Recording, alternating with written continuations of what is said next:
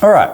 Sorry if my voice is not as soothing as usual. I'm just recovering from being sick, but whatever.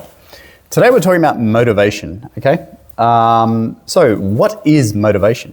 Motivation is the driver in assisting athletes and people in general, but in this context we talk about athletes, to achieve their goals, okay? Athletes, this is the important part, so this is like the explanation, right? Athletes who are correctly motivated, and that's important, and we're going to cover that in a minute. Athletes who are correctly motivated will train harder, they'll persevere through failure, so they get knocked down, they get back up again, never going to keep them down, and continually strive to achieve their goal, whatever that goal is, okay? Sometimes that goal might be to be selected in first grade, that goal might be to win a grand final, that goal might be to make the Olympics in 4 years, okay? Whatever the goal is, it doesn't matter, okay? It might even be just simply, getting a most improved trophy at the end of the season. So whatever the goal is, if you are correctly motivated, you are more likely to achieve that goal. And if you're not correctly motivated, or if you're not motivated at all, then you're more likely to fail. So let's talk about these.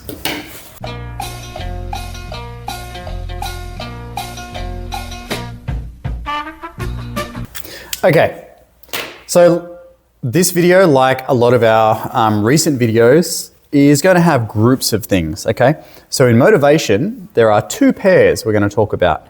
And when you are talking about a motivator, they can either be one of these two things, and at the same time, they'll be one of these two things. So there's 4 different ways in which you can be motivated.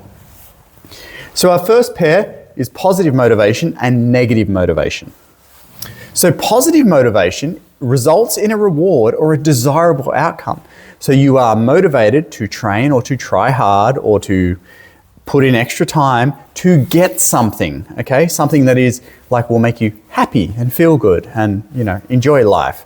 So for example, you might be motivated to get up at 5 a.m. and train really hard at the gym to lose weight, and you can visibly see that, and that makes you feel good, okay? You might train hard to win a trophy at the end of the season. You might train hard to just feel accomplished within yourself, okay? And that sense of like peace that you have done something to better yourself. You might train hard to be acknowledged by others, okay? Other people, see you and they're like, hey, you're looking great lately, or I can see you been putting in a lot of effort, well done, okay? You might be motivated by money or prizes, okay? If you come first in the race, you win $100,000, well, you're gonna try really hard, aren't you? Maybe your thing is pleasing others. You like to make people happy, so next goes into the acknowledged by others thing, okay? Or maybe you just train really hard, or you're trying really hard so you can get a certain score, maybe on a fitness test, or maybe you're gonna get talking about study, you could get a certificate or a degree or something at university. So these are all positive motivators, okay? You put in the effort and then you get a reward for the effort. On the opposite end of the spectrum, we have negative motivators, okay? Now, one is not better than the other. Remember what I said at the very start of the video, being correctly motivated. Every person is different. Some people like to put in effort to get rewarded. Some people need negative motivators instead, okay? So a negative motivation results in a punishment or a poor outcome if you don't achieve. So therefore, you train really hard and you put in extra effort to avoid these things happening, okay? So some people need the punishment thing there to know that they need to try hard. Other people, they just like trying hard to get good results or whatever. So examples of negative motivating, disappointing people. So for example, your parents are disappointed in you.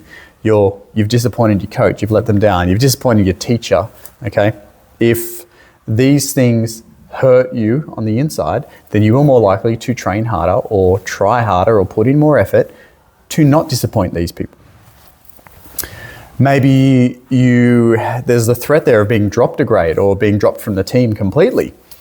If that's there, then you're going to probably train harder to make sure that you don't get dropped and someone else gets dropped. Or maybe the threat is there of being benched for the week, okay? So you're still in the team, but you're going to sit Saturday's game out and you're going to watch from the bench. Maybe it's a physical punishment, okay? If you're not at training on time, you will run 10 laps. So That motivates you to get to training on time, all right?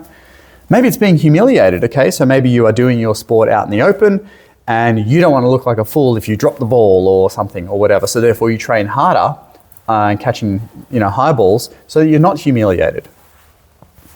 Or maybe it's something more close to home, not being able to pay the bills, okay? So if you constantly achieve and you're in the team and you get paid money, if you lose your spot, you lose the financial income and therefore you can't support your family anymore. So that negative motivation is there for you to train harder to make sure that you can support your family, pay for the bills, pay for the house, etc. So there are positive and negative motivators. And when we talk about motivators, it's going to be either that or that. And then there's the other pair.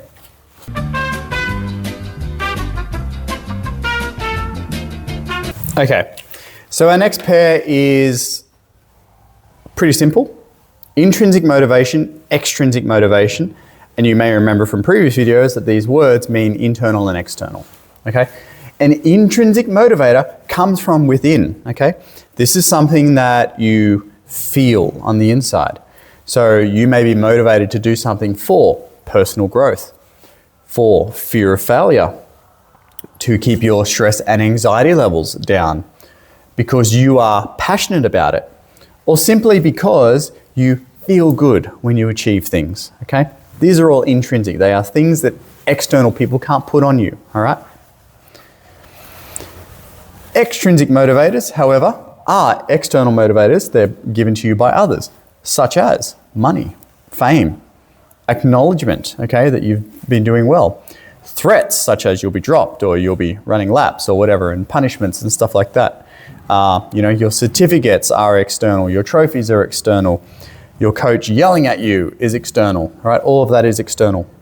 Some come from within, some come from externally. Now, how does this all play out when we go to motivate people? As I said at the start of the video, every individual is different. Some individuals will prefer intrinsic positive motivators. Some individuals will prefer intrinsic external motivators. Sorry, intrinsic negative motivators.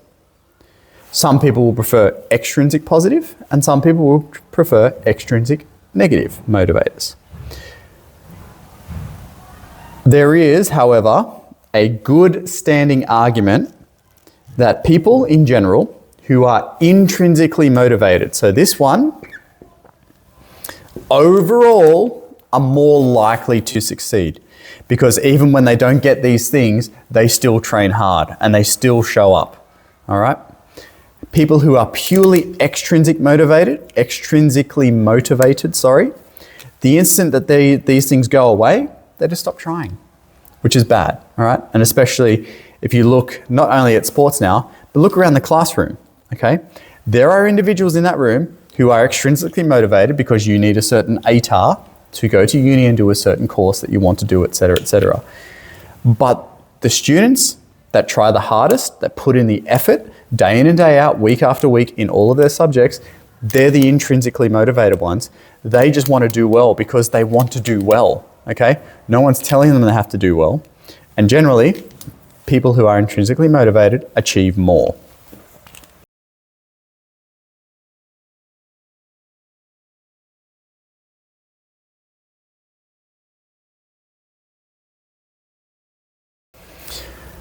And that is the end of this video on motivation. Thanks.